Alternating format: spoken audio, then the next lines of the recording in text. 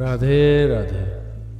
प्रिय भक्तजन, क्या आपका मन भजन में नहीं लगता? या क्या आपको कभी ऐसा लगता है कि आप भगवान के बहुत करीब होकर भी उनसे दूर होते जा रहे हैं? स्वामी प्रेमानंद जी महाराज आज एक ऐसी सच्चाई बताने जा रहे हैं जो आपके हृदय को छू जाएगी। एक बार बस शांति से बैठ जाइए और मेरी बात ध्यान से सुनिए। यह वीडियो आपके जीवन की दिशा बदल सकता है, इसलिए आप सभी से एक निवेदन है कि वीडियो को अंत तक ज़रूर देखें। हो सकता है कि यही वो क्षण हो जिसका आपकी आत्मा लंबे समय से इंतज़ार कर रही थी। तो आइए शुरू करते हैं। राधे राधे। जब तक विनाशी शरीर और विनाशी भोगों में खिंचाव है तब तक बड़ी परेशानी होती है भजन में। हम करना चाहते हैं भजन और मन हमारा खिंचता है भोगों में, शरीर संसार में, व्यर्थ की बातों में, तो निराश होने की जरूरत नहीं। जिस साधक की ऐसी स्थिति है कि वो भजन तो करना चाहता है, भजन के लिए जीवन अर्पित किए है, भजन में बैठता भी है, पर भजन में मन नहीं लगता, मय्यासक्त मना वो नहीं है, उसका मन भोगों की तरफ खींचता है। क्या कह रहे हैं? पहली बात, साधक की नीयत सच्ची होनी चाहिए कि मैं भजन करने के लिए ही बैठा हूं।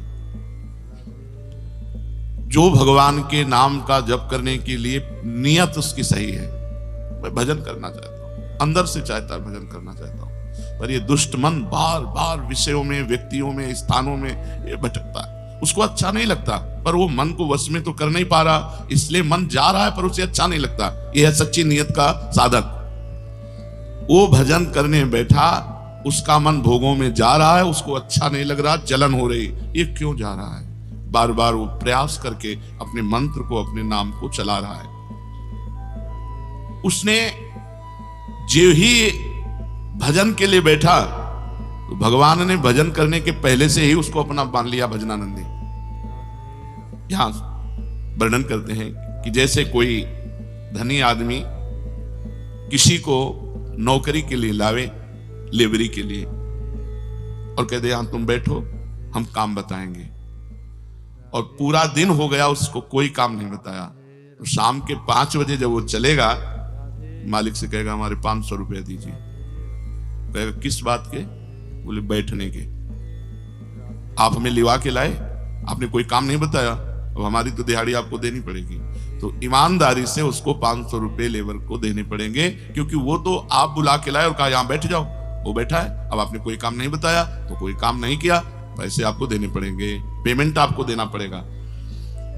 ऐसे ही तुम सारे दिन प्रभु को अपना दिए हो, सुबह से लेकर शाम तक, वाणी पाठ, नाम कीर्तन, भजन, इसके बाद आपका मन नहीं लगता, तो जो मन लगने का फल है वो आपको प्राप्त होगा।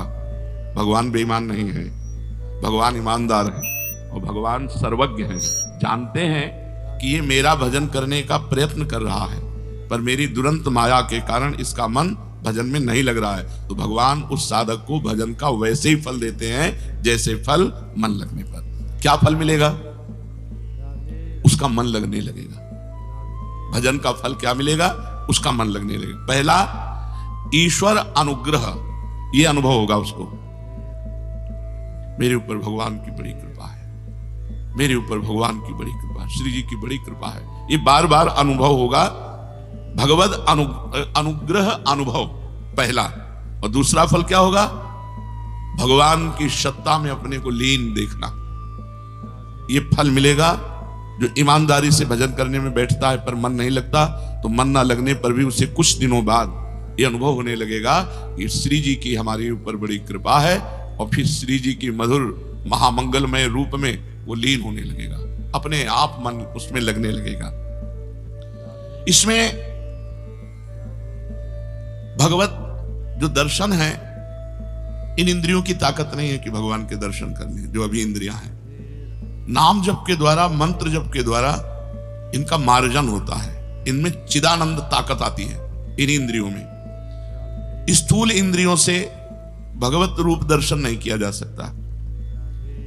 जब भजन किया जाता है, डट के भजन, तो इन्हीं इंद्रियों में चिदानंद सामर्थ आती है। और इन्हीं नयनन सब सुख देखे, अपनो जन्म सुफल कर लिखे, उसे अनुभूति होने लगती है। अपने हृदय में भगवान युगल सरकार के या जो जिस भावना में है उसको उसी भगवत रूप का अनुभव होने लगता है। जब भजन करता है और यह अनुभव होने लगता है कि प्रभु की हमारे ऊपर बड़ी कृपा है, धीरे धीरे मन प्रभु में लगने लगा, तो अब झांकी आने लगी। वो जिस उपाय से प्रभु के नजदीक पहुंच रहा है, उस उपाय को प्राणपन से पकड़ लेता है। उसको समझ में आया ना, इससे फायदा मिला, इससे हमें आनंद मिल रहा है, जैसे नाम जप, मंत्र जप। और उसको संसार से बैराग हो रहा है, प्रभु में अनुराग हो रहा है, कुछ अच्छा नहीं, वो समझ गया दवा काम कर रही। अब वो इतनी आसक्ति कर लेता है नाम में कि जैसे कहीं हमने देखा कि गुरु जी को बात करने का तो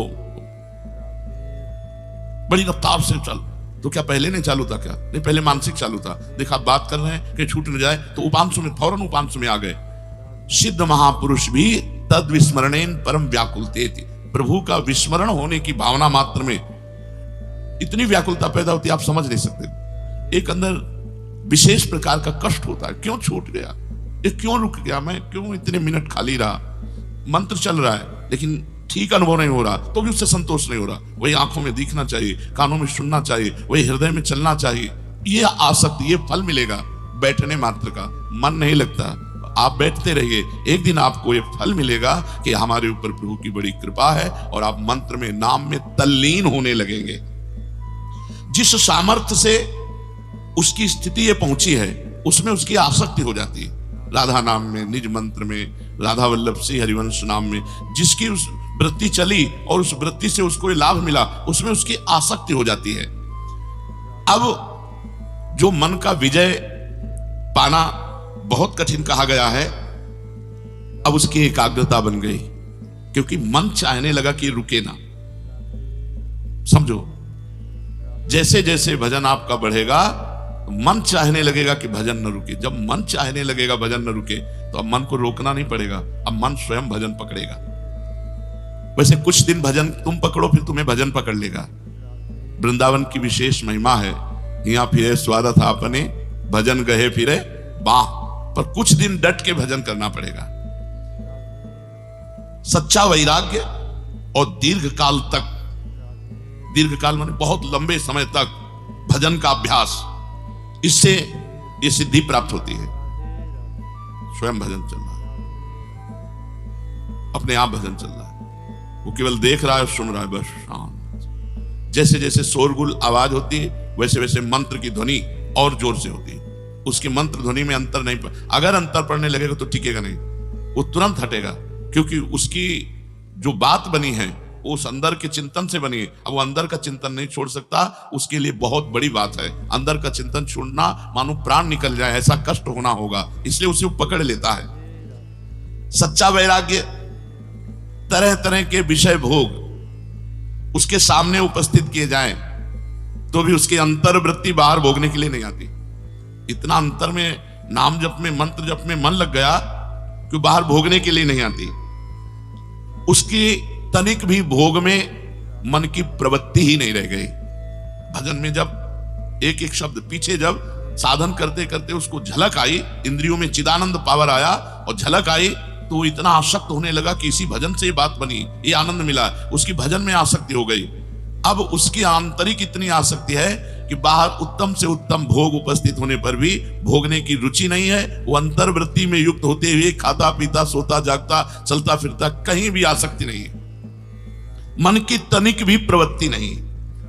ये बड़े बड़े तपस्वियों के लिए भी दुर्लभ है। इसलिए भगवान ने कल चर्चा सुनी थी कि तपस्वियों से भी अधिक, ज्ञानियों से भी अधिक, कर्मयोगियों से भी अधिक मेरा वो परम भक्त है जो निरंतर मेरा भजन करता है, श्रद्धा पूर्वक मेरा भजन करता है। राधे राधे। प्रिय भक्तजन, अब जब आपने मेरी ये बात ध्यान से सुन ली है, तो मैं केवल यही कहना चाहूँगा, भजन कोई मजबूरी नहीं, यह आत्मा की पुकार है। अगर आज भी आपका मन नहीं लग रहा है तो खुद को दोष बिल्कुल ना दें। बस प्रेम से भगवान को पुकारना शुरू करें।